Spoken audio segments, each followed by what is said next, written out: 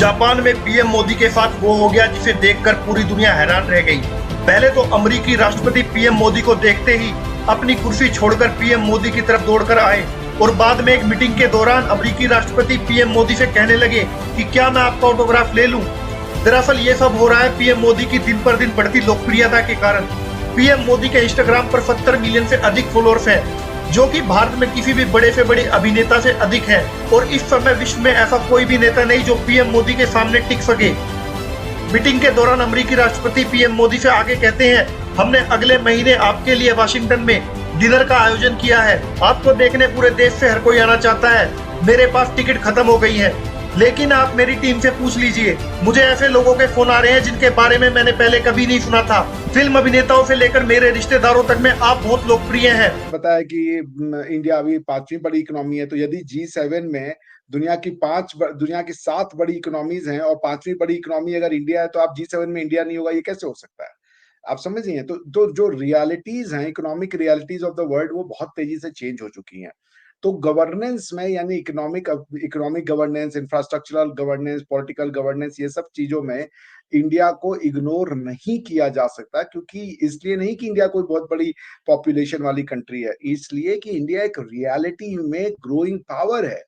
आज ये प्रोजेक्टेड है कि बाय 2040 इंडिया जो है, या 2050 तक इंडिया दुनिया की टॉप 3 इकोनॉमी होगा। पहला चाइना, दूसरा अमेरिका, तीसरा इंडिया, या ये होगा पहला चाइना, दूसरा अमेरिका, तीसरा इंडिया। इंडिया करीब करीब 12-15 ट्रिलियन डॉलर की इकोनॉमी हो चुका होगा। इंडिया आज की डेट में भी 4 के आसपास का ट्रिलियन डॉलर का इकोनॉमी है। यदि ये 6 साल में भी डबल कर जाते हैं, तो ये आने वाले, आज 2023 में, 2030 तक ये 8 ट्रिलियन डॉलर की इकोनॉमी हो जाएगी। फिर उतना ही डबल अगर आप कर लें, तो 2030 तक ये 16 ट्रिलियन डॉलर की इकोनॉमी हो जाएगी। ठीक है ना? तो पॉइंट यहाँ पे ये कि जब जो इतनी बड़ी मईशियत यानी इकोनॉमी को, अर्थव्यवस्था को रिप्रेजेंट करता है, उसको आप ग्लोबल पॉलिटिक्स से कैसे दूर कर सकते हैं? इंडिया के इन्वॉल्वमेंट के बिना कोई इंटरनेशनल डिसीजन, चाहे वो इकोनॉमिक हो, चाहे वो पॉलिटिकल हो, चाहे वो ट्रेड से रिलेटेड हो, चाहे वो इन्वेस्टमेंट से रिलेटेड हो, आप नहीं ले सकते। Because India is one of the most important part of the world. ठीक है ना? इसलिए मोदी जी को वो बुला रहे हैं, क्योंकि वो इंडिया की रियलिटी को रिप्रेजेंट करते हैं। प्लस मोदी जी का स्टेचर ऐसा है, मोदी आज इंडिया के लीडर नहीं है। प्रधानमंत्री मोदी वर्ल्ड लीडर है। दुनिया उनको नेता मानती है। भाई, दुनिया के नेता उनसे सीखते हैं, ये सच बात है। उनके पास ऑलवेज, आप जैसे आज देखें, जेलेंस्की के पास जब जेलेंस्की के साथ मुलाकात हुई, यूक्रेन को भी बुलाया G7 में, तो मोदी जी वहां बैठे, उन्होंने उनसे कहा कि राष्ट्रपति जेलेंस्की से कहा मोदी जी ने कि देखिए, हम जो है इसको कोई, ये जो वॉर हो रहा है यूक्रेन में, इसको हम पॉलिटिकल नजर से नहीं देखते। ये हमारे लिए मानवीय मुद्दा है। देखिए कितनी बड़ी बात कह दी कि नेशनलिज्म से ऊपर हो गए, रिलीजियस आइडेंटिटी से ऊपर हो गए, क्योंकि मानवीय यानी कि ह्यूमैनिटी सबसे ऊपर है। तो वो कह रहे कि हमारे लिए ह्यूमैनिटेरियन क्राइसिस है, हम इसको मानवीय देखते हैं। इसलिए उन्होंने कहा, आप उनके स्टेटमेंट को गौर कीजिए। उन्होंने कहा भारत हर संभव प्रयास करेगा, और उन्होंने कहा मैं निजी तौर पे हर संभव प्रयास करूंगा। It's a big reassurance to the world. क्योंकि रशिया और वेस्ट में इतना डिस्ट्रस्ट है कि रशियंस यूएस को बर्दाश्त नहीं कर सकते, यूएस रशियंस को बर्दाश्त नहीं कर सकता। और मोदी जी पे दोनों का इतना अटूट ट्रस्ट है कि आज आप देखें, जब बाइडेन, मोदी जी बैठ गए थे, बाइडेन पीछे से आए और मोदी जी को उन्होंने कहा कि भाई कैसे हो मोदी जी, तो मोदी जी ने उनको बकायदा गले लगाया। ये पिक्चर चल रही है, that shows Modi is growing gesture. तो इंडिया भी ग्रो कर रहा है, और ये भारत का सौभाग्य है कि ऐसे समय पे हमें प्रधानमंत्री नरेंद्र मोदी के फॉर्म में एक वर्ल्ड लीडर मिला है, एक विजनरी मिला है, जो इंसानियत को देखता है, धर्म, जात पात, नेशनल नहीं देखता। ये एक रीजन है कि G7 में इंडिया की भागीदारी हो रही है, क्योंकि G7 आज की डेट में बिना इंडिया के हो ही नहीं सकता। बिकॉज कि 5वीं बड़ी इकोनॉमी G7 में नहीं हो, कैसे होगा? क्योंकि G7 की बेसिस ही इकोनॉमिक साइज हुआ करता था।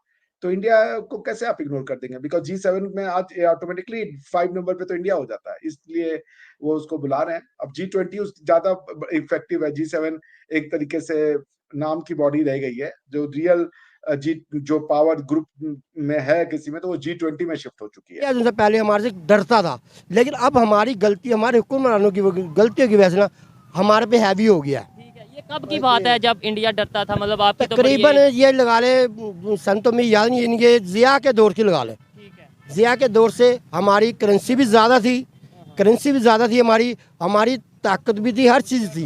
थे G7, मतलब आपको सादा अल्फाज में कहता हूँ, दुनिया की 7 बड़ी जो पावर्स हैं इकॉनमी के हवाले से या ओवरऑल जिसे कहते हैं 7 पावर्स, उसका मेंबर क्या इंडिया बन जाएगा या बनने जा रहा है G7 का? आप क्या ख्याल? देखो जी, ये तो उसके टैलेंट के ऊपर है ना।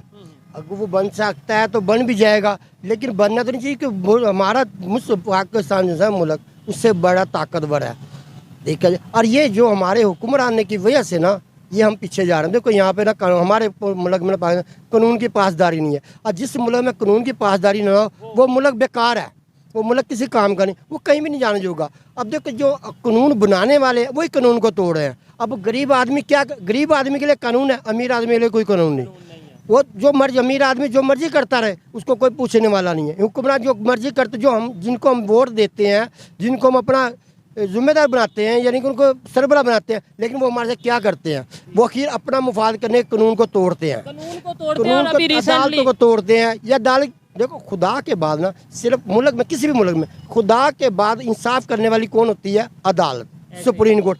जब हम सुप्रीम कोर्ट की नहीं मानेंगे तो किसकी मानेंगे? भारत के वज़ीर आज़म ने भी मुलाकात की, प्रेसिडेंट ज़ेलेंस्की से भी मुलाकात उनकी हुई, और जो हमने तस्वीर देखी उसमें बहरहाल भारत के वज़ीर आज़म काफ़ी एक्टिव नज़र आए वहाँ पे। फिर क्वाड की मीटिंग भी हुई।